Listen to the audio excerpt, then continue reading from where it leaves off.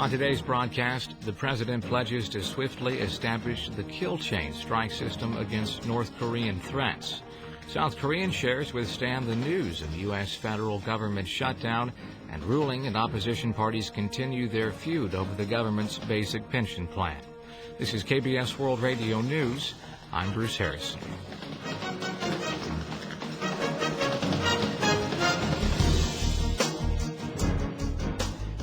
South Korea staged a massive military parade south of Seoul on Tuesday to commemorate the founding of the nation's armed forces.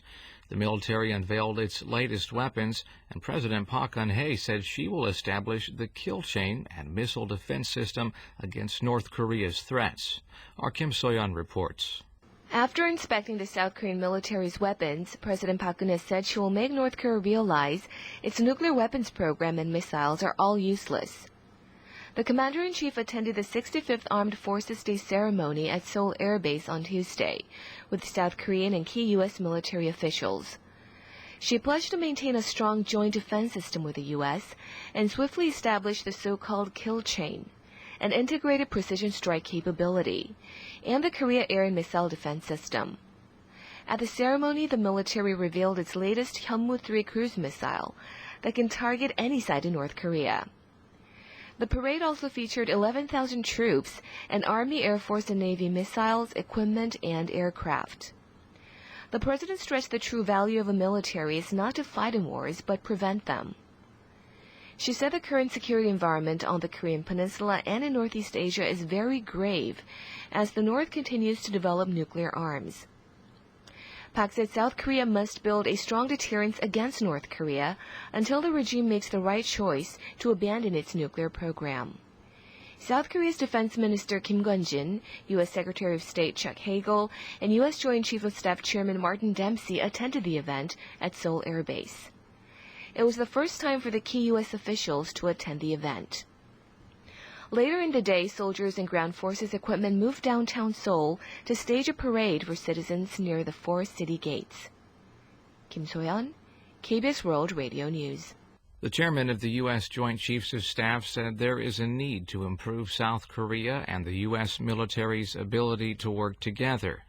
The Pentagon says Chairman General Martin Dempsey assessed after the 38th Military Committee meeting in Seoul the interoperability between the two militaries is of the highest quality, excluding that of U.S. NATO.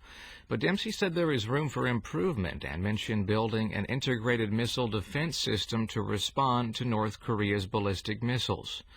Dempsey stressed in April the need for South Korea, the U.S., and Japan to jointly build a missile defense system in preparation for the North's ballistic missile threats. South Korean shares have closed slightly higher despite the U.S. federal government shutdown. The benchmark Korea Composite Stock Price Index on Tuesday inched up 1.91 points, or 0.1%, to close at 1,998.87. The index started to fall when the U.S. government shutdown was reported, but it later rebounded. The U.S. federal government shut down for the first time in 17 years after Congress could not pass a bill to extend funding.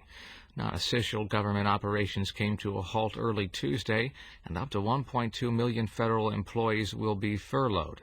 Other Asian markets also remained calm after the widely expected news. Japan's Nikkei 225 stock average rose 0.2%, while stocks in Taiwan inched up 0.16%. Markets in China and Hong Kong were closed for a holiday. On the Seoul foreign exchange market, the local currency gained 1.2 won against the U.S. dollar to close at 1,073.5 won. The government expects the U.S. federal government's operational shutdown will have limited impact on South Korea's economy and financial market. The Finance Ministry on Tuesday held a meeting to check the market conditions and presented the assessment. But the ministry did not rule out the possibility of a capital outflow in emerging economies, noting international investors now tend to avoid risk-weighted assets. The ministry discussed outlooks of U.S. parliamentary negotiations on its 2014 budget bill. The ministry also discussed possible effects of the negotiation results on the economy and financial market of South Korea and other countries. Rival parties held a plenary session and questioned Prime Minister Chung Hong-wan and Justice Minister Hwang Kyo-ahn over the resignation of Chief Prosecutor Chae Dong-wook and the government's basic pension scheme. Ruling Saenuri Party Representative Kwon Sung-dong said Chae's resignation and allegations he has an extramarital son are simply a matter of high-ranking public officials' morality. Kwon said the main opposition Democratic Party is creating a political conspiracy out of the case by claiming the presidential office and the National Intelligence Service actively took part in removing Chae. Democratic Party lawmaker Shin Kyung-min argued the essence of Chae's case is the ruling camp's illegal surveillance and its ties to media. Shin claimed former senior presidential secretary for civil affairs Kwak Song-do vowed to remove Chae as he handed over a secret file on the head prosecutor to a certain media agency in August. The Justice Minister dismissed the opposition's claims, saying his ministry's investigation into Chae's case was not aimed at eliminating him from his office, but to shed light on suspicions.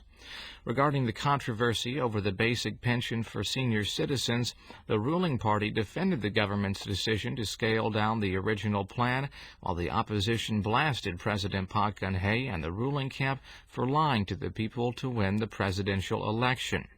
The Prime Minister said at the session the government did not cancel its pledges on the basic pension, but he apologized to senior citizens who will be excluded from the program. South Korea has ranked 67th in welfare for senior citizens in a UN report of 91 countries. Marking this year's International Day of Older Persons on Tuesday, the UN Population Fund and Help Age International released their Global Age Watch Index 2013. The report measured the well-being of elderly people in 91 countries based on 4 key categories: income, health, employment and education, and enabling environment. Help Age International said it is the first ever index to measure the welfare of senior citizens. South Korea scored 39.9 points on a 100-point scale.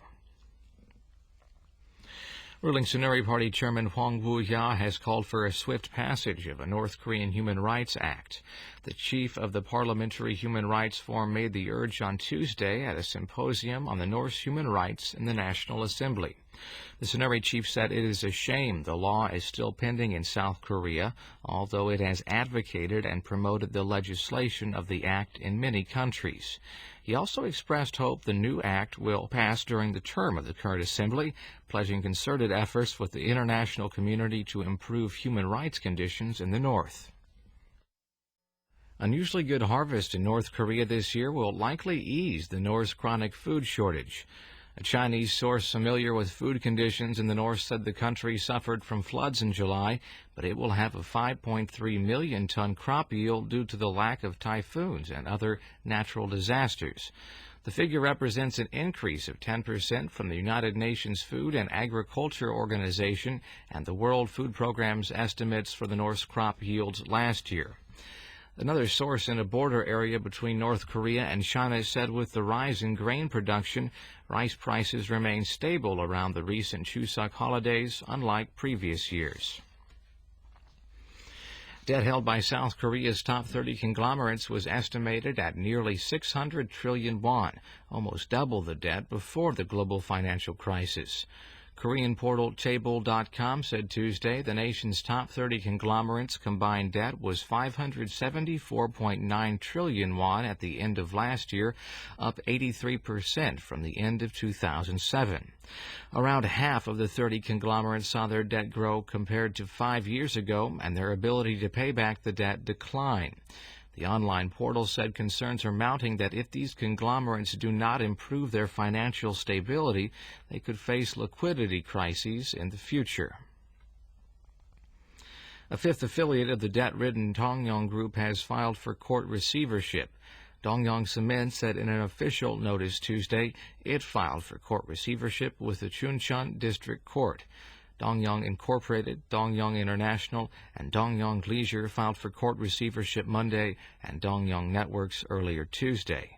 Dongyong Group will have to repay debts of more than 1.1 trillion won by the end of this year. It is adopting desperate self-rescue measures to avoid defaulting on the debt, such as a sell-off of its affiliates.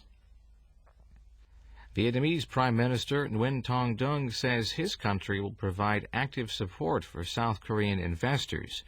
The Vietnamese Prime Minister on Monday made the remarks in a meeting with Samsung C&T Corporation Vice Chairman Jung Yeon-ju, who is visiting the Asian country. The Prime Minister said South Korea is one of Vietnam's leading trade partners, adding Vietnam is ready to create favorable business environment for Samsung Group to expand its business in Vietnam in the long term. The government will hold various events on Saturday to mark the 7th Korean Day. The Foreign Ministry will hold a ceremony in southern Seoul to mark the occasion, which is organized by the Overseas Koreans Foundation. About 1,000 people will attend the ceremony, including Prime Minister Chung Hong-won and ruling and opposition party lawmakers. The ministry will award prizes and medals to 97 overseas Koreans to mark Korean Day. 10 of them will be invited and awarded medals at the ceremony. A cultural event called Korean Festival will open at the National Museum of Korea in Seoul on Saturday afternoon.